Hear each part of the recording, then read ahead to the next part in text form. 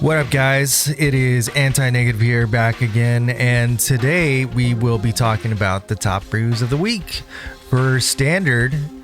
Yeah, obviously the bans haven't come in yet for VV, but we're not going to worry about that. We're still playing the game and we're still having fun, you know, making sure that we don't hit VV like every other match on MTGA, but yeah, we're going to be talking about a couple brews here. I'm going to be kind of like giving a little deck tech on them and kind of talking about what they do, what they're good at. But yeah, these are some pretty decent decks that have been doing okay in standard challenges recently, so I wanted to give them a little showcase. Yes, they're still out there. Yes, there are decks that are still playable. November 10th couldn't come soon enough, so we'll just, you know, hold on to our lug nuts till then. And yeah, okay, so deck number one is Golgari Midrange. So this is a deck by a dude named Scooby Snacks who just got in 5th place on an MTGO challenge, and it's actually pretty good. I played this deck a few times on the ladder. It's pretty much just mono green, and it's really not too crazy in terms of like what it's doing. It is called Golgari because it has removal, which is pretty good. Having removal in Golgari is not bad.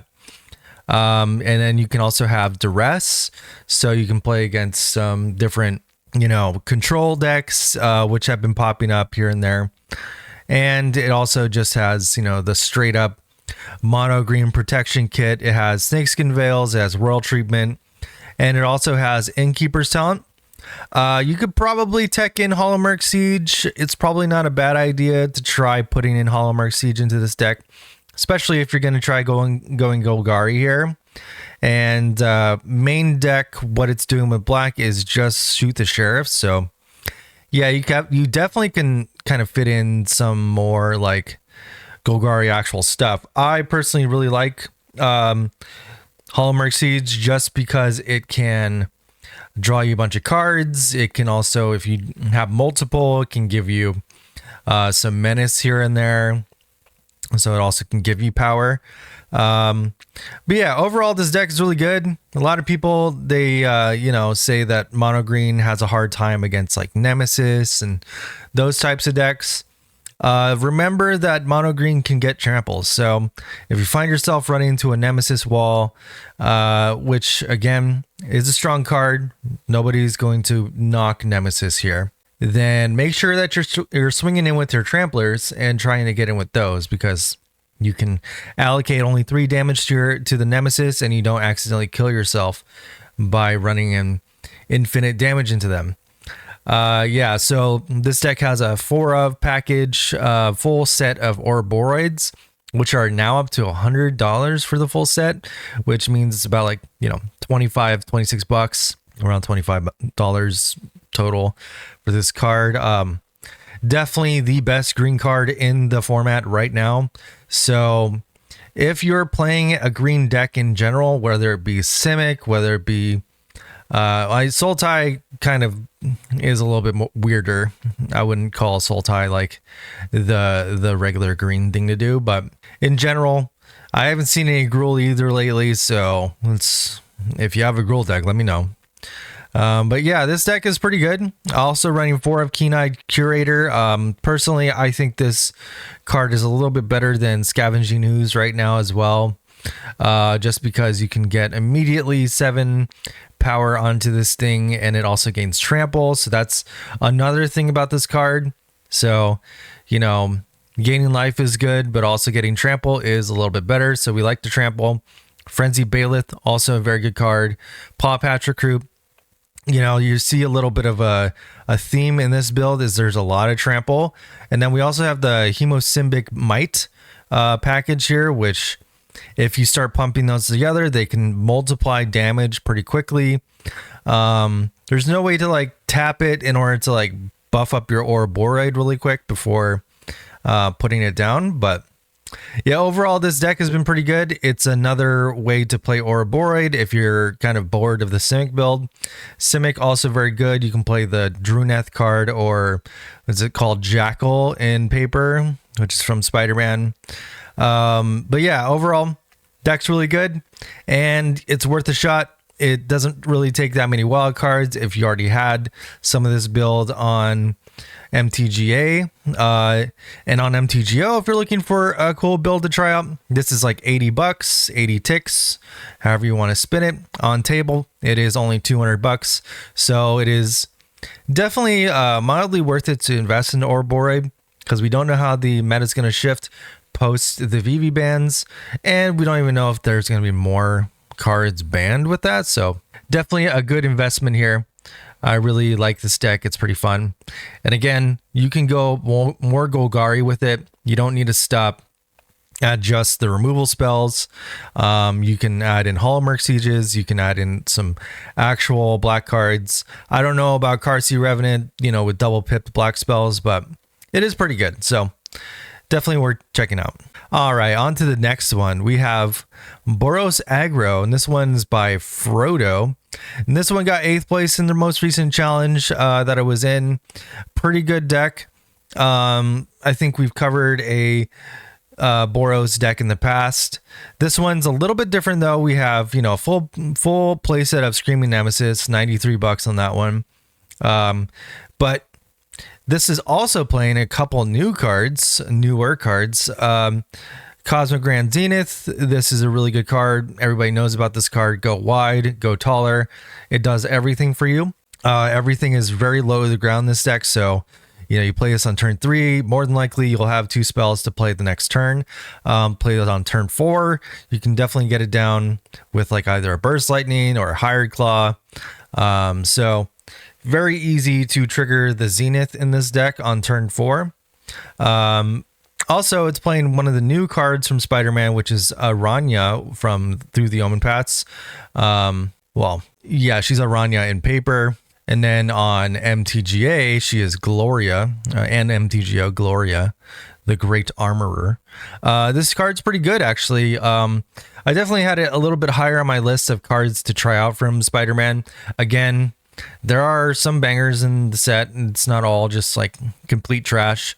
It is complete trash if you're a collector, which I don't think we care about that much, but care about enough where it does affect how people's perception of both the set as a whole and how people want to play.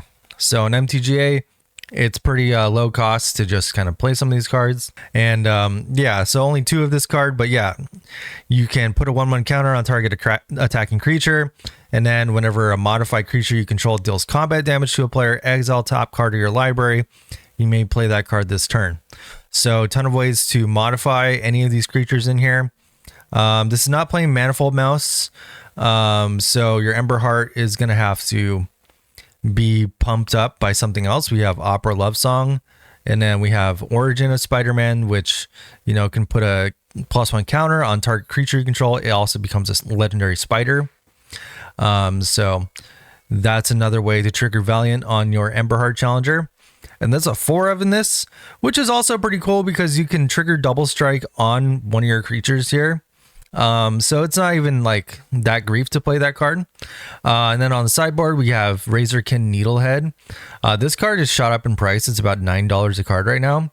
$36 for the full playset. I would imagine that this card is going to drop in price as well post the bans because red is probably going to fall off. Again, red is very, very good right now because mid-range and control has a very hard time teching for both go wide, aggro creature decks and both VV at the same time. My guess is probably Prof goes as well, including VV. VV is the obvious thing that needs to go. And then we have, pretty decent mana base here. We have Starting Town, Soulstone Sanctuary is a 1-of, but Boros mana is pretty good. We're able to trigger this Sun Billowbird pretty easily. If you're looking for a cheaper alternative to Starting Town, because it is $60 for the package here, Multiversal Passage is an easier thing to put in here. It's $30 on MTGO for a full set, so it has been falling in price, so it definitely isn't like $120 for the full set anymore, which, definitely was an issue. Nemesis also pretty cheap on MTGO. Most of the price of this deck is locked up in Starting Town and Screaming Nemesis. So if you wanted to play something on MTGO and you wanted to like find a more budget version of this deck, it's actually pretty easy. Just switch out the Starting Town for a Multiversal Passage. And then pretty much only $20 in Nemesis. And that's pretty much it. I don't think anything else would need to go. I also wouldn't cut the Nemesis. Starting Town, you know, is a little bit more flexible right now. So I would definitely just sub that out, you know, for the passage, because it doesn't really hurt to take 2 damage. You know, a lot of people are like, oh, 12, you know, shock lands or something. It's kind of scary, but it's really not that scary, especially when we have a more aggro build. So we're not worried about that. Overall, pretty good deck. Definitely worth trying out. And yeah. All right, so the third and final deck here is going to be Jeskai Control. And this one actually won an RC Super qualifier. Some people have been showcasing this deck in videos and have been playing on stream. This is a really good deck. I've been playing a little bit. Also been playing Jeskai Control just in general a little bit. I've been trying some versions with that 4 mana enchantment Litjara, Reflections of Litjara, or I think that's what it's called. Where you can like copy Shiko, copy Meringue, copy Biza, because Biza will, you know, it allows you to copy a thing and then, you know, it's not legendary. So it's pretty cool. You can have 2 Shikos on the board. Pretty interesting. But yeah, this deck is not really doing anything like that. Nothing too crazy. We do have some weird cards on the sideboard. But these aren't like the worst cards to play. But yeah, so we got the Shiko package, only 3 in this, which is a little weird.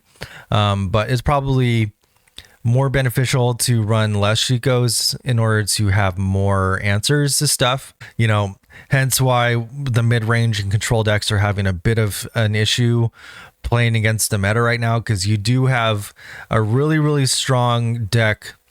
Well, 2 really strong decks with Kona and with the Superior Spider-Man Cavero Reanimator decks. So you do have to like worry about those decks as well, including VV. So, you know, if we didn't have VV to worry about in that way, and we can just like have one package to like kill creatures in general and then deal with the graveyard, this meta would be a lot more balanced just in general. But currently we don't have that, so this deck is trying to beat one of those. And a lot of people are kind of dropping off VV in a lot of different ways, so this kind of plays around them not facing that much VV and trying to play against more of the things that people are trying to tech against VV, which is the Reanimator decks and Kona decks and also Ouroboros. So pretty much everything in here can kill an Ouroboros. We have Lightning Helix, Molten Exhale, No More Lies, Scorching Dragonfire. I'm actually a pretty big fan of Scorching Dragonfire right now. I think this card is probably a little bit underplayed. It can hit Planeswalkers. It can exile Enduring Curiosity. So this card in particular can just kind of deal with a lot of things that Dimir is trying to do. Obviously, there's only 1 copy in here, so we can only do it like once. But if we play Shiko, we can kill at least 2 Enduring Curiosities, and that's cool. We do need kind of a 2-for-1 to deal with that card, so it exiling is really relevant. It also is playing Rest in Peace in the sideboard, so that's another thing to think about there. Just because when you play that with Shiko, obviously it doesn't really match up super well. But the trade-off of just losing all graveyards and then just having a solid 4/5 in play is probably a little bit more worth than not having something like, you know, a lot of people are playing Kutsil's Flanker in order to like combat some of that stuff, and you know, versus the Superior Spider-Man, it just turns into it on the stack, so you can't really counter that. The only thing you can really do with that is like Tashana the ETB. So having Rest in Peace kind of like shuts down all that stuff. So yeah, this is a really good deck for that. And obviously it's been putting up results. And, you know, in the challenges, it's kind of been going up and down. I don't imagine that these like results are super emblematic of like its build. If you look at some of like the lower placing decks, they're a little bit more expensive. You can just like look in here. Yeah, it's a lot of different cards kind of being shoved in here. But yeah, overall this deck is really good because it has such a strong draw package with both stock up, 4 of stock up, and then we have 2 of consult star charts. Star charts and stock up in the same kind of like format is kind of crazy, but obviously stock up wasn't predicted to be that good. So now, you know, these rare draw spells like consult the star charts and both Winter Night Stories, you know, when card draw spells rare, it usually ends up being the staple. Although we do have the memories card from Final Fantasy, which can arguably do more because you can like draw 3 cards from that for 4 mana. This consult the star charts on turn 2 if they don't do anything, and just becomes a really good thing to do on turn 2.